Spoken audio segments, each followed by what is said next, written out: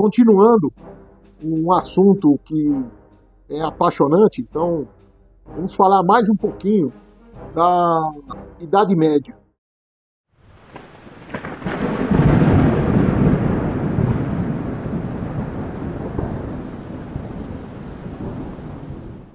Agora eu vou traçar como é que era a mentalidade do morador da Idade Média na Europa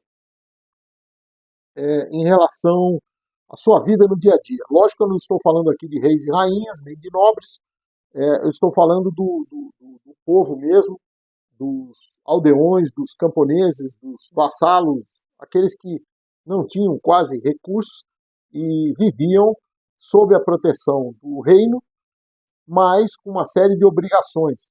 Então eles acabavam tendo poucos recursos para si mesmos, porque muita parte dos seus recursos eram recolhidos como imposto ou através de legislações específicas e iam parar na mão do rei. O que sobrava para a família era muito pouco. Então a mentalidade desse pessoal era sobreviver. E sobreviver significa comida, água, fogo e abrigo. Basicamente, era isso aí que eles tinham que correr atrás o tempo todo. Tá? Então, comida, alguns detalhes interessantes, né? Comida. Nós sabemos que, por exemplo, o trigo, né? Ele dá aquela planta, tem uma haste com algumas sementinhas. O arroz, a mesma coisa. A cevada, a mesma coisa. A aveia, a mesma coisa. Então, como a agricultura ela existia, mas ela era muito limitada, mas observando isso na natureza, os aldeões começaram a testar tudo que era mato desse tipo, que tinha uma haste com sementinha, eles recolhiam a sementinha, secavam, testavam para ver se era possível. E assim eles foram descobrindo ao longo de anos e anos e centenas de anos, e passando de pai para filho, tá? Esse conhecimento daquelas plantas que poderiam fornecer algumas sementes para, após ser moído, virar uma farinha e ser feito um pão. Algumas sementes eram um pouco amargas, aí elas eram fervidas antes, era trocado a água e era consumido assim. Mesma coisa as raízes. Todas as raízes que eram um pouquinho mais bojudas, um pouquinho maiores, elas eram consumidas. Então eles tiravam a raiz, mesma coisa, experimentou, é amargo, ferve 2, 3 vezes, troca a água e o resto que sobrava era uma fonte de carboidrato.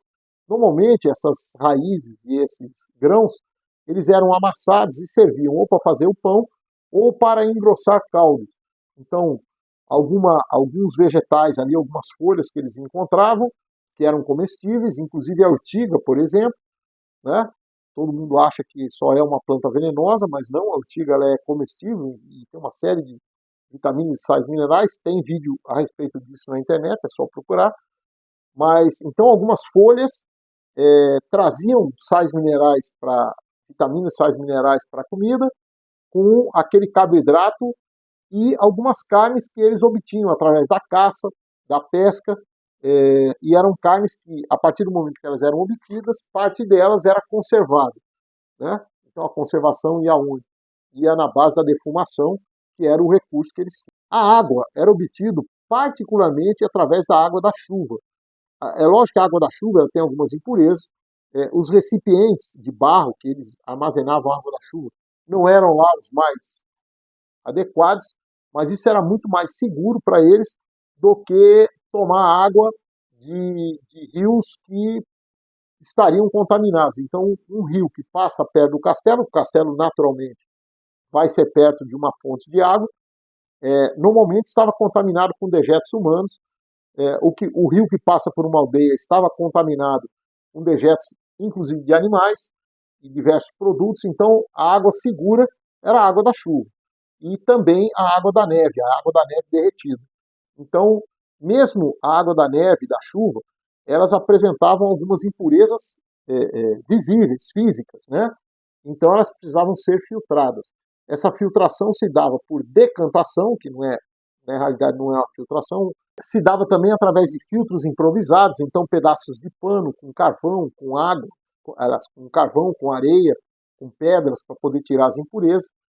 Não ficava 100%, mas com certeza ajudava bastante aí na purificação dessa água. E eles, inclusive, em alguns momentos, eles misturavam vinagre na água, que matava uma boa parte das bactérias. Isso era feito de uma forma meio empírica. Eles não sabiam da existência das bactérias. Então, comida, água, fogo. Então, o fogo, muito mais importante, o que eu achei interessante, isso muito mais importante do que aprender a acender o fogo, que era uma coisa natural, e desde pequenininho todo mundo aprendia a acender um fogo, acender uma fogueira, conservar o fogo era a parte mais importante, e transportar o fogo mais ainda. Então, quando eu saía em viagem, eu levava brasas acesas em recipientes de madeira, de plantas específicas, ocas, que eu colocava ali a brasa, enchia de cinza por cima e tampava com argila em cima e embaixo, ou seja, eu diminuía bastante a entrada do oxigênio e com isso essa brasa ia se queimando lentamente, durando por semanas.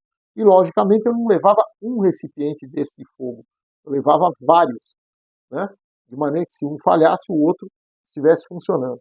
E a partir daí eu coloco a brasa, vou assoprar, vou atiçar, né, essa brasa, como a gente fala, e o fogo ia aparecer. Então o fogo era muito importante saber transportar e saber manter o fogo. Abrigo. Nós temos os abrigos fixos, que eram construídos através de madeira trançada, barro, coberto de palha, às vezes cavado uma faixa ali de uns 60 centímetros a 1 metro no chão, de maneira que ao baixar o perfil da casa, eu conseguia manter melhor a temperatura lá dentro, né? E, além do que, esses materiais que eu falei, tanto a palha do teto como da madeira, do argila, eram excelentes isolantes térmicos. As janelas eram pequenas para ter uma perda de calor muito pequena e cobertas. E as portas também eram pequenas. Tá? Inclusive, nós estamos falando aqui de abrigos, né? Eu estou falando da Idade Média, mas aqui no nosso livro, que tem no link aí da descrição, como adquirir, nosso livro tem uma seção aqui, um capítulo aqui só falando de abrigos, certo? Então eu teço uma série de considerações a respeito de abrigo. É interessante que vocês possam consultar. Quais eram os meios que eles tinham para essas atividades básicas de sobrevivência? Comida, água, fogo e abrigo. Que meios eles tinham? Eles tinham basicamente pedra, barro, água e planta, e árvores, e madeira. Era isso aí que eles tinham. Eles não tinham mais nada. Tudo tinha que ser pensado dessa maneira. Então o colchão era de palha, né? Os tecidos eles tinham que fazer através do vegetal que eles conseguiam cultivar e transformar em fibras maleáveis. Tudo, absolutamente tudo, eram meios extremamente rústicos e improvisados. E para isso eles faziam uma profunda observação da natureza. Eles sabiam em que época do ano os pássaros voavam de uma área para outra, em que período do dia o sol ia desaparecer e em que período do dia o sol ia aparecer, como é que a noite funcionava, a noite tinha um período mais quente, um período mais frio, e para isso, através da observação da natureza e da necessidade de economizar o máximo os seus meios, economizar lenha, economizar vela, que era caríssimo uma vela, né? Então, para fazer todo esse trabalho, eles organizavam a sua rotina individual, a rotina da família, então quem faz o quê, a que horas, e em que período do ano. Então havia um período do ano que as mulheres teciam. Que época do ano era essa? O inverno, que elas eram obrigadas a ficar dentro de casa. Os homens limpavam as ferramentas, faziam ferramentas na mesma época do inverno. Na época do verão ou na primavera, que eles podiam sair, do outono, que eles podiam sair e fazer os outros trabalhos, o foco era fora da casa. O que nós podemos fazer? Estoque de lenha, estoque de comida, criação de animais, plantação. Então tudo isso era feito no período mais quente. Então essa organização da rotina da família. Existia também uma organização da aldeia. Então as aldeias, elas se organizavam com leis próprias, com regras próprias. Então, por exemplo, até tal hora da noite, as velas podem estar acesas. Olha a que nível chegava isso daí. A partir de tantas horas, as velas tinham que ser apagadas. Por quê? Para que a luz não atrapalhasse os seus vizinhos. Por quê? Porque eles dormiam normalmente em profunda escuridão. Então qualquer luzinha atrapalhava o sono dos outros. E para isso tinha um fiscal, tinha alguém que naquele horário saía andando dentro da aldeia, de casa em casa, determinando que as velas fossem apagadas. Tinha um outro fiscal que passava a noite acordado, sempre tem uma turma de segurança, de vigilância, né? Que passava a noite acordado e a partir de um certo horário, né, em que a noite vai esfriar mais, eles passavam de casa em casa verificando se as fogueiras estavam acesas, para que a família não amanhecesse com alguém congelado, morto dentro de casa.